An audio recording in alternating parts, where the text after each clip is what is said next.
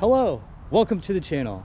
East Florida Explorer here, back at another plantation location, this time in New Smyrna Beach, Florida. Here we have the Cruger-dePeyster sugar mill, or I usually just call this the New Smyrna Beach Plantation, right off of Old Mission Street. A lot easier to say. Risky business. These walls are reminders of agriculture venture gone up in smoke, along with people's plans for taming the Florida frontier. In 1830, Henry Cruger and William volusia acquired 600 acres near the village of New Smyrna, borrowed money, secured machinery from New York, and established a sugar factory. 5 years later, their plantation lie in ruins. In fact, Coquina ruins are the stories of this site. The mill had little time to produce sugar before it was wrecked by the Seminoles. In December 1835, they ran off the overseer, burned the complex, and destroyed other plantations through the region.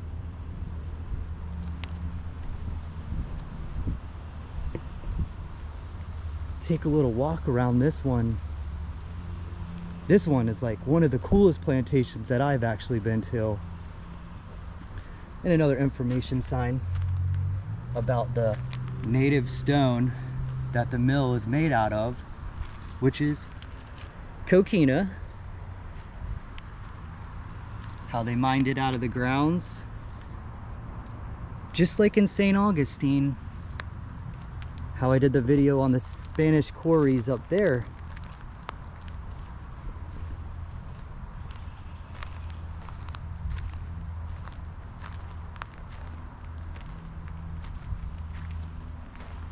This plantation is really neat. It's still kind of intact too, with the archways.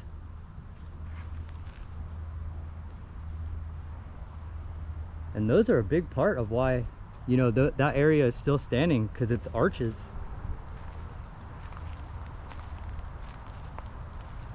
Got the boiler pits still lined up over there.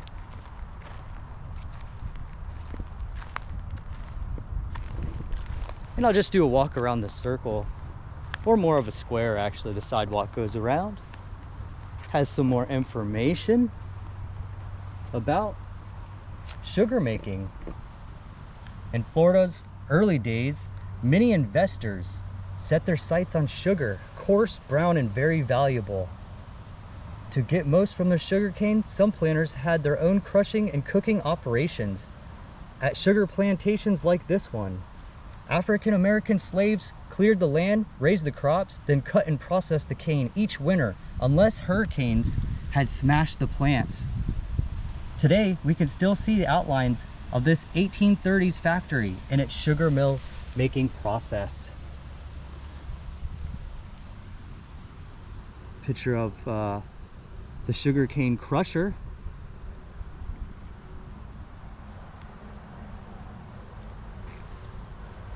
And a little description of what this looked like at one time. We have the kettles, which are lined up right there. Purgery, that must be on that far side. The chimney area. I don't see any chimneys anymore. To the next sign, let's see what this one says. Columbus Chapel. Getting in the sun now. Get a little shadow. Oh, very nice. Old pictures of the place. Had flowers draping all across it. Early 20th century views of the sugar mill. Over the years, this one-time sugar factory became a source of local building material and myths. Scavengers carried off coquina blocks, and the massive machinery went to the Dunlawton mill in present-day Port Orange. Ah, that's crazy. I did a video on that plantation. And yeah, they did actually around the park have In the garden areas, they did have the machinery set up and everything. I didn't know that was from this plantation. Very neat. This side is really cool though. You have the 3 archways.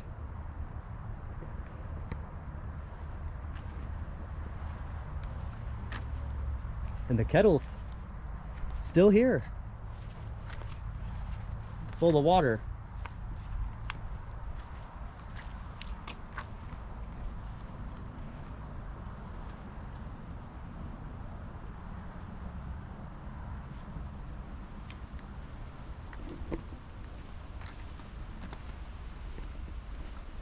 And you get down here and you can see actually how high this Coquina Wall really is.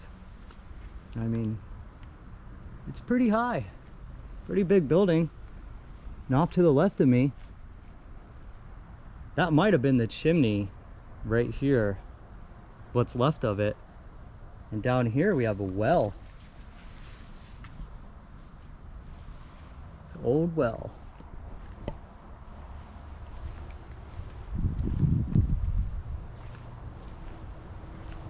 Then off into this area, there used to be a sign right here, and I think this said that it was a well. But it was definitely something. They have it chained off.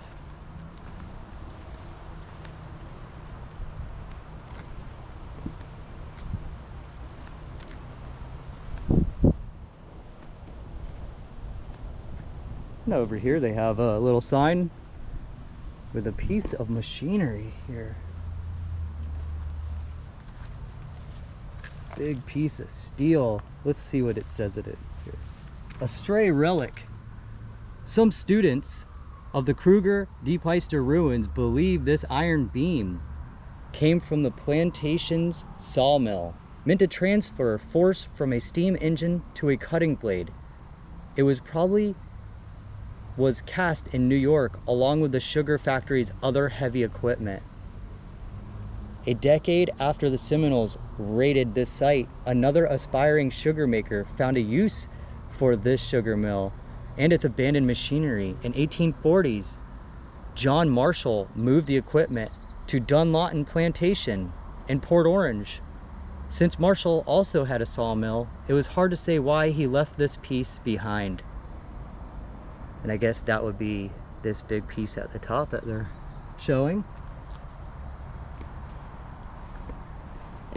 Very nice.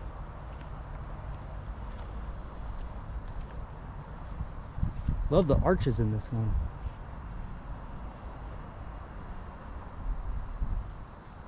Oh, and here it's really neat.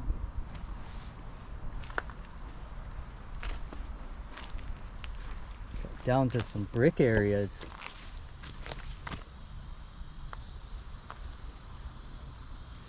That are underneath the Coquina.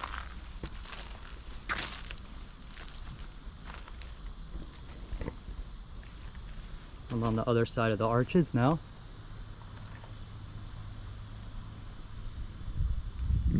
Just wanted to check out this piece right in here. Looks like it, yeah, this had to have been the chimney.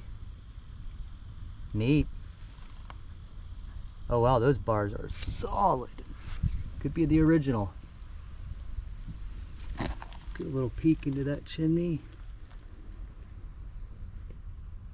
Made of brick. Coquina, little oyster shells, or anything they could find. Very cool. It's the little waterways. It looks like the water traveled in for power.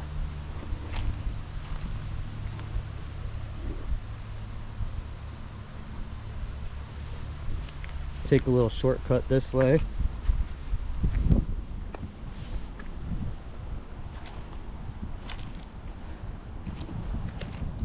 And then back over here on the back side of the plantation, they have a nature trail.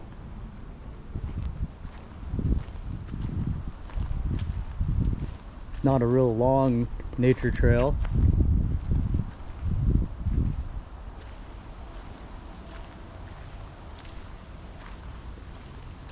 cuts through the woods here.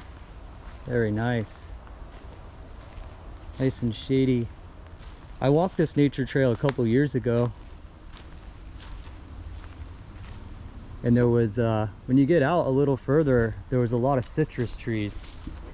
So it kind of made me think that was probably part of the plantation. Always see citrus groves.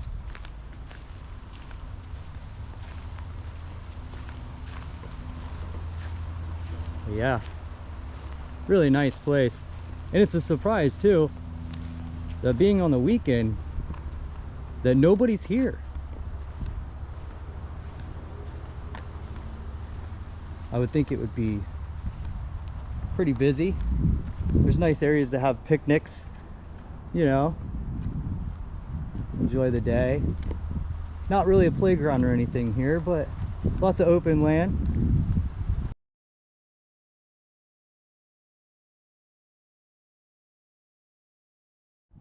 Well, thanks for joining me here in New Smyrna Beach at the Plantation. See you guys next time.